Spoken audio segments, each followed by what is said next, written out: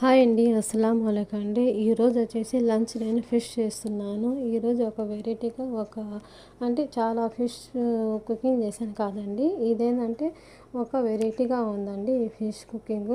మీకు చూపిస్తారా అండి ఎలా చేస్తున్నాను ఏందనేది. ఫస్ట్ ఏంటంటే ఈ చేపల్ని మొత్తం బాగా క్లీన్ చేసేయాలి. క్లీన్ చేసిన తర్వాత దాంట్లో కొంచెం నేను ఉప్పు నిమ్మకాయలు వేసానండి. ఎందుకంటే దాంట్లో కొంచెం నీసు వాసన పోవడానికి కొంచెం వేసి అలాగ పెట్టేశాను.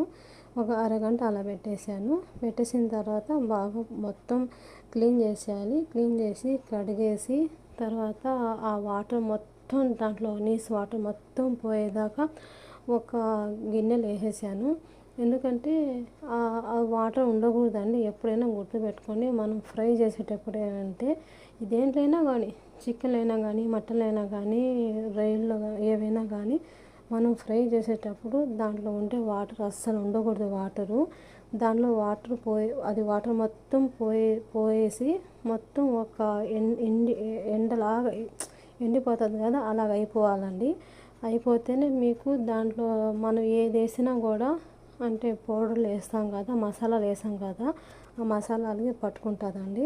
కానీ దాంట్లో వాటర్ కానీ ఉంటే కానీ మనం వేసేటప్పుడు అవి జారిపోద్ది. ఎందుకంటే వాటర్ ఉంటుంది కాబట్టి. చూడండి, మొత్తం నేను వాటర్ మొత్తం పోయినాక ఇవి మొత్తం పౌడర్లన్నీ వేస్తున్నానండి. ఏమేమి పౌడర్లు అంటే ఇక్కడ కోవిడ్వి మొత్తం అండి. పాప్రికా పౌడరు, ఫస్ట్ అయితే సాల్ట్ వేసాను, పాప్రికా పౌడర్ వేసాను, మిరియాల పొడి వేసాను. తర్వాత ఏంటి ఆనియన్ అండి. ఆనియన్ అంటే ఎర్రగడ్డల పౌడరు. తర్వాత ఏంటంటే థూమ్ అంటారు ఇక్కడ.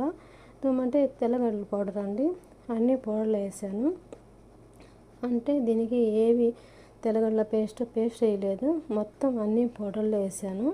వేసి మొత్తం కొంచెం నిమ్మకాయ రసం వేసానండి. నిమ్మకాయ రసం తర్వాత ఏంటంటే ఫ్లోర్ అంటారు కదా, కార్న్ ఫ్లోర్ అండి. కార్న్ ఫ్లోర్ వేసాను. ఎందుకంటే ఫ్రైకి మేము కార్న్ ఫ్లోర్ వేసాను. కొంతమంది అయితే మైదా పిండి వేస్తారండి. మైదా పిండి అస్సలు వేయకూడదండి. చేపలకైనా దేంట్లైనా కానీ కార్న్ ఫ్లోర్ వేస్తేనే ఒక టేస్ట్, ఒక క్రిప్సీ లాగా చాలా బాగా వస్తుంది. అది మెత్తది అవ్వదండి. కానీ మైదా పిండి వేస్తే మెత్తగా అయిపోతాయి. కార్న్ ఫ్లోర్ వేస్తే కొంచెం క్రంచీ లాగా వస్తుంది. నా ఛానల్ కానీ నచ్చితే ఇంకా సెకండ్ వీడియో చేస్తున్నానండి. ఇది చూసేయండి. Second video